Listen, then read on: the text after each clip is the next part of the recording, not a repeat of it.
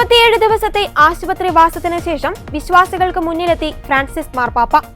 ചികിത്സയിലായിരുന്ന റോമിലെ ജെമിലി ആശുപത്രിയുടെ ജനാലയ്ക്കരികിലെത്തിയാണ് അദ്ദേഹം പുറത്തു കാത്തുനിന്ന വിശ്വാസികളെ കണ്ടത്. വത്തിക്കാനിലെ പ്രാദേശിക സമയം 12:02 മുതൽ 12:03 വരെ 1 മിനിറ്റിലധികം പാപ്പ വിശ്വാസികളെ കാണുകയും അപ്പസ്തോലിക അനുഗ്രഹം നൽകുകയും ചെയ്തു. ഫെബ്രുവരി 12 ശേഷം ഇതാദ്യമായാണ് ഫ്രാൻസിസ് പാപ്പ ജനങ്ങൾക്ക് മുന്നിലെത്തുന്നത്. ദൈവം നിങ്ങളെ അനുഗ്രഹിക്കട്ടെ, പ്രാർത്ഥിച്ച എല്ലാവർക്കും നന്ദിയെന്ന് ഫ്രാൻസിസ് പാപ്പ സഹായി നൽകിയ മൈക്കിലൂടെ പറഞ്ഞു. 5-ാം നിലയിലെ ഒരു ബാൽക്കണിയിൽ വീൽചെയറിലിരുന്ന വിശ്വാസികളെ കണ്ട പാപ്പ ശ്വാസമെടുക്കുമ്പോൾ ക്ഷീണിതനായാണ് കാണപ്പെട്ടത്. ആശുപത്രി മുറ്റത്ത് സ്ഥിതി ചെയ്യുന്ന വിശുദ്ധ ജോൺ പോൾ രണ്ടാമന്റെ പ്രതിമയ്ക്ക് മുന്നിൽ തടിച്ചുകൂടിയ 100 കണക്കിന് ആളുകളിൽ ഒരാളെ ശ്രദ്ധിച്ചുകൊണ്ട് മഞ്ഞപ്പൂക്കളുള്ള ഈ സ്ത്രീയെ ഞാൻ കാണുന്നുവെന്ന് പാപ്പ അഭിപ്രായപ്പെട്ടു. ശാരീരിക ബുദ്ധിമുട്ടുകളുണ്ടെങ്കിലും ചെറുപുഞ്ചിരിയോടെയാണ് പാപ്പ എല്ലാവർക്കും മുന്നിലെത്തിയത്.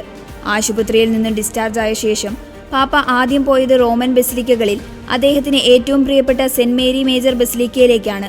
പാപ്പ പരിശുദ്ധ അമ്മയുടെ മുന്നിലെത്തി പ്രാർത്ഥിക്കുകയും നന്ദി അർപ്പിക്കുകയും ചെയ്തു.